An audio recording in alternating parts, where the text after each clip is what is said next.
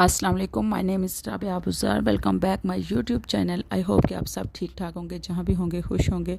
जी, तो सर्दी बहुत ज़्यादा हो गई है, तो सब अपना बहुत ज़्यादा ख्याल रखा करें, अपने बच्चों का, अपने बहन भाइयों का, और अपना भी बहुत ज़्यादा ख्याल रखा करें। सर्दी की वजह से जितने भी आप केयर कर लें, फिर भी बच्चे भी बीमार हो जाते हैं और बड़े भी।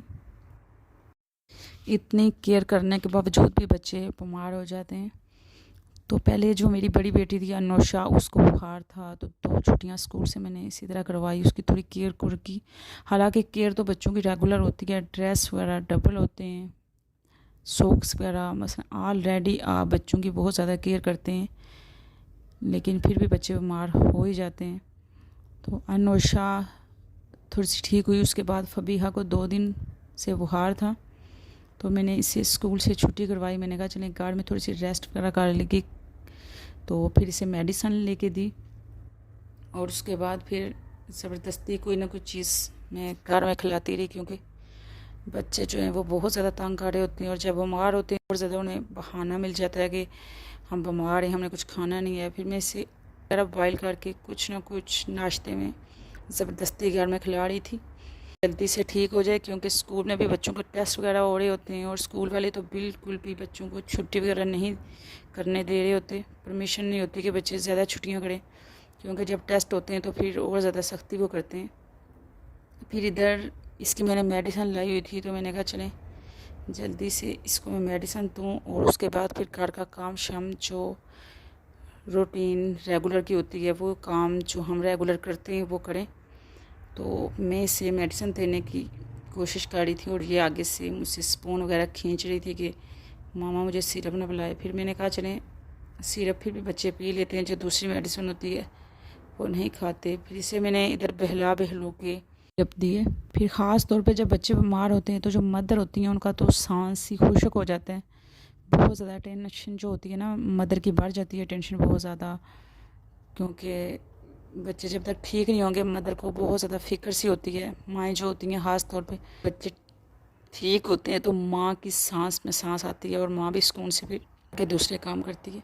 तो इसी तरह फिर इसको मैंने घर में एक तो छुट्टी करवाई, तो मैंने कहा थोड़ी सी अच्छे से ठीक हो जाए। फिर उसके बाद लीजिए कि जब बच्चे स्कूल जाते हैं, फिर वो ट्यूशन भी जा रहे होते हैं, स्कूल भी जा रहे होते हैं, पूरा दिन बिज़ी रहते हैं, फिर बच्चे उस तरह केयर नहीं कर पाते, और माएँ होती हैं उनके दिल में भी सुकून नहीं होता। अगर बच्चा बीमार होगा, स्कूल चला जाएगा, तो तब भी दिल परेशान सा होता है माओं का कि पता नहीं बच्चा सर्दी में कैसे होगा, कैसे पढ़ेगा। फिर टीचरें तो उधर आपको पता है कि उस तरह उनको क्या लगे कि बच्चा किस कंडीशन में है, उन्होंने सिर्फ अपना काम लेना होता है। तो फिर सर्दी भी बहुत ज़्यादा होती है, तो फिर बस आगे अल्लाह करे तो सर्दी की छुट्टियां भी हो जाएंगी। फिर उसके बाद मैं चावल वगैरह शापर से डाल रही थी। मैंने कहा जो यूज़ करने के लिए वो थोड़े से मैं इस तरह रख लूँ। वैसे मैं कह रही थी कंटेनर वगैरह ले आऊँगी जिसमें चावल और आटा वगैरह डाल के रख लिया करूँगी, क्योंकि चीज़ें जो एक वीक की होती हैं वो हमने थोड़ी ही यूज़ करनी होती हैं, तो डायरेक्टली हम इतनी ज़्यादा चीज़ें इकट्ठी कर लें तो वो अच्छा नहीं लगता। तो इसलिए फिर वही चीज़ जो आपने यूज़ करनी होती है उतनी आप अपने किचन में रख लें, तो ज़्यादा आपके लिए ईजी होता है। सर्दी भी बहुत ज़्यादा बढ़ गई है, तो आजकल तो घर के काम करना भी काफ़ी टफ़ होते हैं। जो लोग ओपन एरिया में रहते हैं बहुत ज़्यादा सर्दी होती है। मेरा जो घर है वो भी ओपन है। सारी चीज़ें जो होती हैं वो ज़िंदगी के साथ साथ चलती हैं, ज़िंदगी का हिस्सा हैं। कभी गर्मी, कभी सर्दी, और कभी बहार, और कभी खुशी, कभी गम। बस अल्लाह ताला सबको सेहत और तंदुरुस्ती अता फरमाए, सबको अच्छी सेहत अता फरमाए। सर्दी थी और वॉइस ओवर करने में थोड़ा सा मसला हो रहा था, तो बाहर में आई। उसके बाद तो बाहर था कूड़ा पड़ा हुआ, और मैं जो कचरा होता है ना, ख़ास तौर पे जो कागज़ वगैरह होते हैं उनको मैं जला देती हूँ, जो दूसरा कचरा होता है वो फिर मैं फेंक देती हूँ। तो काफ़ी ज़्यादा इस तरह शापर कागज़ वगैरह इकट्ठे हुए थे, तो मैंने कहा उनको मैं जला देती हूँ साइड पे। देखें जी, फबीहा बाहर आ गई थी, इसको मैंने अंदर कंबल में बैठाया हुआ था, और इसे ब्रेकफास्ट करवाया और मेडिसिन दी। तो बच्चे देखें, कहते हैं ना बचपन जो होता है, बचपन ऐसा ही होता है कि बंदे को ना पता होता है ना अच्छे का, ना बुरे का, ना गर्मी का, ना सर्दी का, किसी चीज़ का भी कोई होश नहीं होता। तो ये इंजॉय कर रही थी, क्योंकि बच्चों को तो बहाना चाहिए होता है। उसके बाद मैंने फ़िश रखी हुई थी, तो इसकी पूरी रेसिपी तो मैंने आपके साथ शेयर नहीं की, क्योंकि जल्दी में मैंने वीडियो जो है वो शूट नहीं की थी।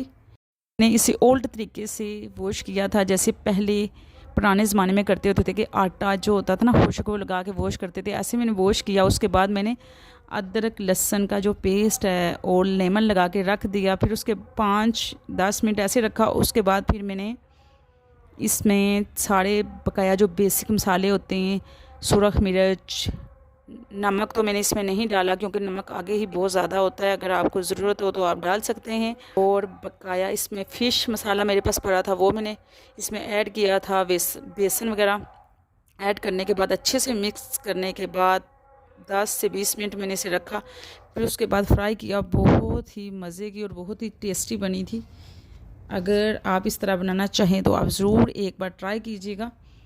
उसके बाद जी मैं अंदर आ गई थी और सॉक्स मैंने वॉश करके रखी हुई थी, बहुत ही दिनों की पड़ी थी। तो मैंने कहा आज मैं किसी इस बॉक्स में डाल के रख देती हूँ और इसके पेयर बना के, ऐसे आप पेयर बना के रख लें तो फिर ये होता है कि आपके लिए थोड़ा इजी होता है और यूज़ करने में आपके लिए आसानी होती है। और ख़ास तौर पे जो बच्चे होते हैं ना, वो तो बहुत ज़्यादा खुश होते हैं जब कोई छोटा सा बॉक्स देखते हैं और अपनी जो चीज़ें हैं वो मज़े से यूज़ करते हैं।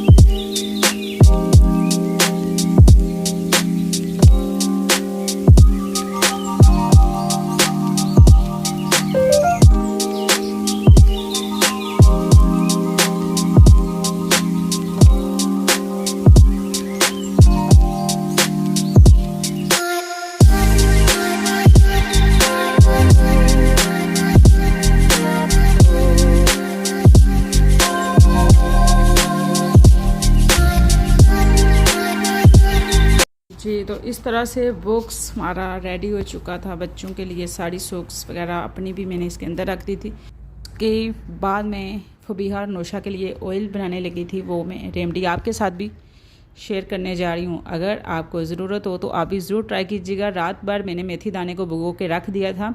फिर उसके बाद मैंने सुबह इसको जो है ना अच्छे से